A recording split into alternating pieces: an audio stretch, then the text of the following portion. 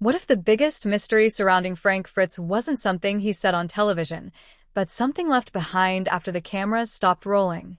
For years, viewers knew Frank as the soft-spoken collector with an extraordinary eye for forgotten treasures. But after his death, attention turned toward the world he had spent so much of his life building behind closed doors. And suddenly, an uncomfortable question emerged. What was really hidden inside Frank Fritz's collection, and why did his passion for old things tell us so much about the man himself? Long before American pickers made him a household name, Frank was fascinated by objects most people would have thrown away. Old signs, vintage motorcycles, advertising pieces, toys, and forgotten Americana weren't simply junk to him. They were pieces of history.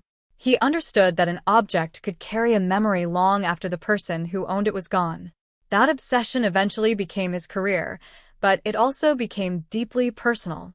When Frank and Mike Wolfe appeared together on American Pickers, viewers saw two very different personalities. Mike was often energetic and business-minded, while Frank brought a quieter, more instinctive approach to collecting. Their chemistry helped make the show successful, but behind the scenes, their relationship became a subject of intense public discussion. Rumors and reports surrounding their friendship created an entirely different story from the one viewers saw on television. Then came Frank's departure from the show. For fans, it felt like the end of an era. But Frank's story didn't simply disappear. His health struggles and increasingly private life brought another layer of sadness to the story. According to reports, Frank continued to have a deep connection with collecting even as his circumstances changed. And that makes what happened afterward feel even more emotional. After Frank died in 2024, public interest in his personal collection intensified. People wanted to know what happened to the treasures he had accumulated over decades. But here's what most people never realized. Frank's collection wasn't valuable only because of money. Its real value was the story behind each object. A forgotten motorcycle could represent a vanished era. An old advertisement could transport someone back to a childhood they hadn't thought about in decades. A rusty sign could remind us that America itself was once filled with businesses and places that no longer exist. And honestly, that's why Frank's garage and collecting world were so fascinating.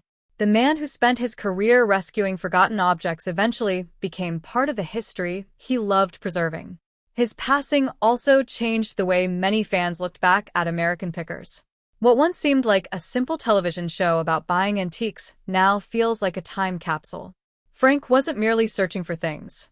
In many ways, he was searching for pieces of a disappearing America. I think that's the most powerful part of Frank Fritz's story. His greatest discovery may not have been a rare motorcycle or an expensive collectible. It may have been the realization that ordinary objects can become priceless when they carry memories. So when people ask what was really hidden in Frank Fritz's garage, perhaps the answer isn't simply a secret treasure. It was a lifetime. A lifetime of memories, forgotten stories, friendships, struggles, and objects that Frank believed were worth saving. And maybe that's why his story still resonates. Because eventually, every collector leaves something behind. Not just possessions, but pieces of themselves. If Frank Fritz taught us anything, it's that sometimes the things we almost throw away are the very things that deserve to be remembered. Share your thoughts about Frank and his incredible collecting journey in the comments, and if this story touched you, consider liking the video and subscribing for more untold stories.